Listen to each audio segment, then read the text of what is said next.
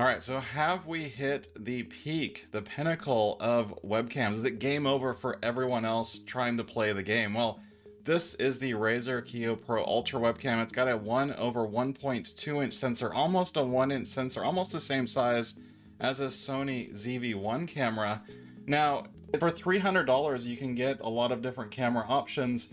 This one, for example, is only available on Razer.com because the quantities are low enough.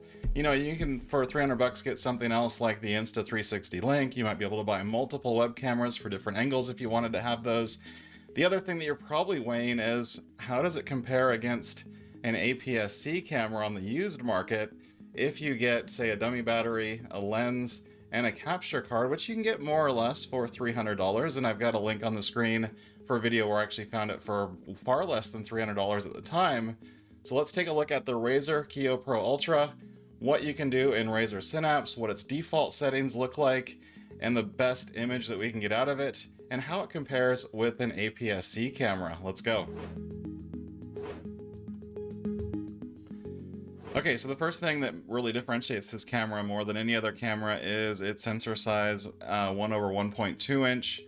That's basically, if you were to convert that to millimeters, 10.67 by 8 millimeters, which creates basically an 85 square millimeter surface area for the sensor. Now, Razer's site says it's about the same size as a digital camera's 1 inch sensor, which is kind of true, except there are only very few kind of point and shoot style digital cameras that have that 1 inch sensor. The most notable exception right now being the Sony ZV-1. Most cameras that you will compare this to, that you'll probably stream with, will be like an APS-C or a full frame camera. So then how does the APS-C sensor size compare to the 1 over 1.2? Well, that's a larger sensor. They don't measure those in inches anymore. If you look at APS-C, it's 23.6 millimeters by 15.6 millimeters, which creates a surface area then, to let more light in, of 368 millimeters squared, which is about 4.3 times bigger than the Sony Starvis sensor that is in the Razer Kiyo Pro Ultra. But what does that all mean? Well, that means that basically an APS-C camera can probably achieve better dynamic range. It has a 4 times larger sensor effectively from a surface area standpoint, and it can theoretically create a better image. But the Razer Kiyo Pro Ultra has some advantages to it. It's basically plug and play. There's no dummy battery that you need to worry about. There's no capture card that you have to worry about. It just plugs right into your laptop. It's capable of quite a few different things. So if you go over to the Razer's website, you'll see that this camera actually has some things that you can't always get out of all capture cards either. So for example, it will encode in both YUI2 and NV12 uncompressed. You can also get resolutions of up to 4K 30, something that the Sony a5100 I was just holding up cannot do. It can only do 1080p. It can do 1080p at 60 frames per second if you want to do that as well. It's using USB 3, and basically it has a lot of different software features through Razer Synapse that you can use also. So next I want to go through some of the capabilities that you can use through Razer Synapse Ultra, but one more thing before we leave the camera. It also has a f1.7 lens on it. So the f1.7 lens means that the aperture is a wider aperture capable of doing things like bokeh effect. You can see a little bit of that behind me now. One thing to kind of caution you on in that front is that f1.7 and those lower kind of aperture values, they don't apply really the same rules as you start to change your lens and sensor size. So for example, the camera I normally film with, which is an APS-C camera, also using a Sony sensor, has an f1.4 lens, and that gives crazy bokeh effect behind me in a fairly shallow room. And my full frame camera, Sony a7, has an f1.8 lens on it, which kind of matches that f1.4. So you can see that as you move up in the sensor size, it means that your bokeh effect numbers need to kind of go down to recreate that same level of bokeh effect. So for example, on this camera here, if we wanted to get it down to, this similar looking bokeh effect as my Sigma lens on my Sony ZV-E10, you probably need to see something in the 1.1 or 1.2 range for the aperture value there. So it'd be, f1.1, f1.2 might match or get close to an f1.4. It might even need to be less than that on the Sony ZV-E10. So next, why don't we take a look at the Razer Synapse software and some of the things that you can do to optimize its settings to get more or less the framing and the image that I got out of this. Just note here, I'm filming at 1080-60 because I needed to zoom in a little bit, but I'll show you in a sec what the default image looks like at default zoom levels so you can see what it looks like right out of the box.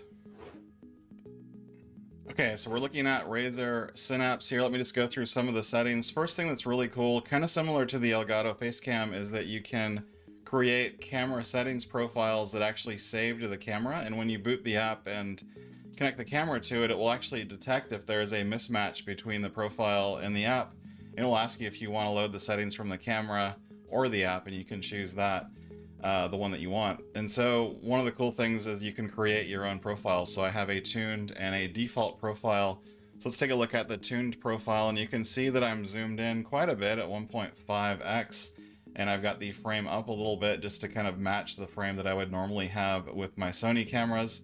These are presets, by the way, so if you've got this app open, you can actually flick between 1, 2, 3, 4, 5 and kind of show different zoom levels if you want to use that. Now you also have the ability to do things like auto and manual focus, and I have mine manually focused.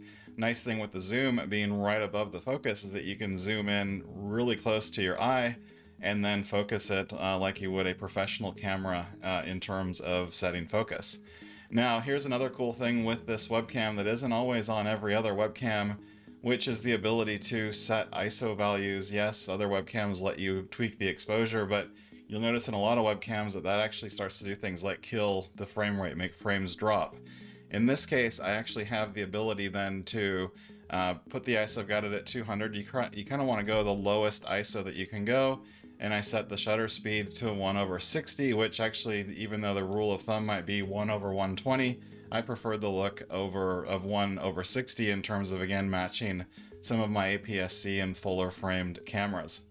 So from a processing perspective, you can see that it's capable of 4K resolution all the way down through some of the other 2K kind of resolutions to 1080p and 60 frames per second and the higher frame rates as you go lower. You can also adjust the MPEG quality. Now, there is an auto MPEG quality here. It actually isn't quite full on the highest quality. So I actually changed mine to manual, and then I was able to get it one more bump up in terms of quality. And there are some other settings for HDR, lens distortion compensation, low light compensation, 2D noise reduction, and 3D noise reduction.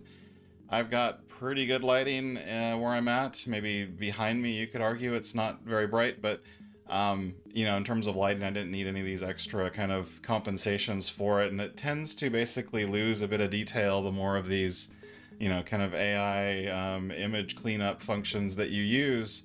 They don't quite create as crisp or realistic of an image, in my opinion. I don't mind seeing imperfections in my skin, those types of things, because I know it looks very real. All right, so from an image perspective, you have also some image presets. So default, cool, vibrant, warm, and custom. And, brightness, you can set that. I think everything was default at 128 or something. So I turned the brightness down a little bit. The contrast I turned down to 115. The saturation to 123. I turned off the auto white balance, which it gauged me at about 4800. I know the white balance of my lights are at 5100 Kelvin, so I set those set those manual. And then anti-flicker, I did notice some flicker with my lights behind me, which kind of happens. You might see it on some of my other videos. But I set the anti-flicker between the two, 50 and 60, and left it at 60 because it was looking good. Now it also links you to Windows UVC settings. Now, the thing with Windows UVC settings to kind of be aware of is that those are not things that save or persist past a reboot. So you're better off saving it in this app and then saving the profile with the settings on there. One thing that the Windows UVC settings does give you, in addition to all these other settings, is the ability to set sharpness. So one thing I use sharpness for on a webcam typically is if it is a little bit over sharpened, a lot of times you'll get noise or grain in the background, sometimes on your forehead or other things. And then by tuning that sharpness down a little bit, not a lot, but just a little bit, it will actually even some of those things out. You could see that especially when I previewed that Lenovo Essential webcam. It was over sharpened by default, but just by taking it down like 10 points or so, it was able to really clean up the image and get rid of all of that graininess. And you'll also see cameras like the Zoom Q2N where they're super over sharpened. Taking the sharpness down will actually help the image, even though it's kind of counterintuitive, because you'd think that sharp equals focused, but it's not quite the same when you talk about cameras. So those are my settings that I have here in the Razer Synapse app. Again, this is a free app that you can download. You can choose whether or not you want to sign in with a Razer account. I'm not actually signed in. That's okay, because it'll still save my profile for the camera. So next, what I want to do is actually listen to what the default mic sounds like. And by the way, the camera is probably 3 feet or so away from my face. So yeah, you'll get an idea in terms of that from a microphone perspective. So let's take a look, or let's take a listen to the microphone. Okay, so this is the microphone from the Razer Kiyo Pro Ultra. Again, it's probably 3-ish feet away from me, and it has a wall kind of straight behind it. I'll try to take a picture of the camera. I've got it actually perched on top of my Sony ZV-E10, so you can get an idea of what it looks like in terms of the lens size and everything as well. But yeah, so it's not an ideal placement in terms of the microphone. So one of the things that you can do when you've got a wider field of view, and this one doesn't have a crazy wide field of view, but some of the cameras that have 90 or 105 degree field of view, is because of that you can bring it closer and make the audio sound better, because distance and microphones are not great together. You know, there are some boom mics or shotgun mics that might be able to work with a bit of distance between you, but you know, normal microphones, podcasting microphones from whatever brand you choose, tend to be better the closer that you are with it. So this is again the built-in microphone array on the Razer Kiyo Pro Ultra.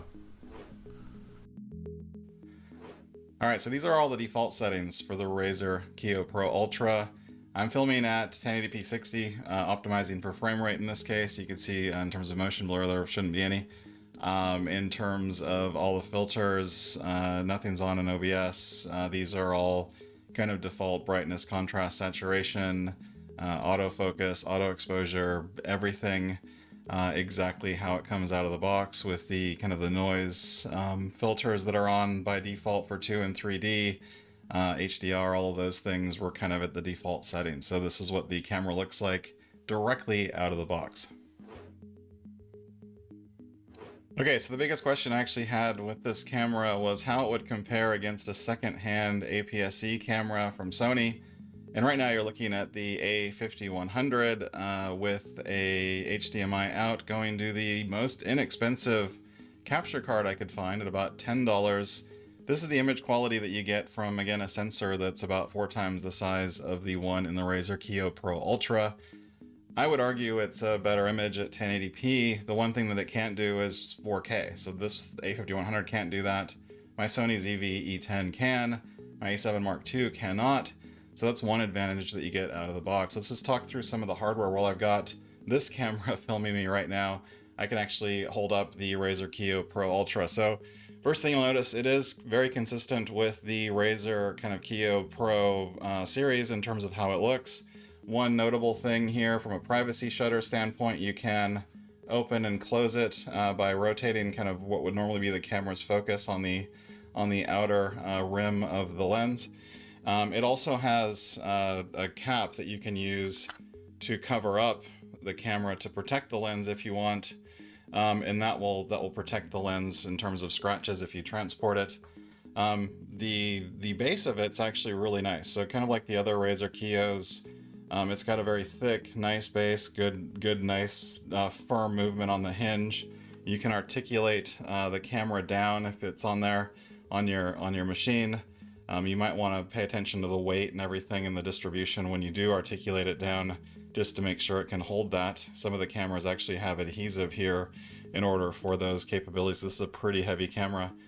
It's got USB-C on the back of it, which is a good thing. Let me just get it a bit more in focus. I'm on a fixed focus lens here with the Sony A5100.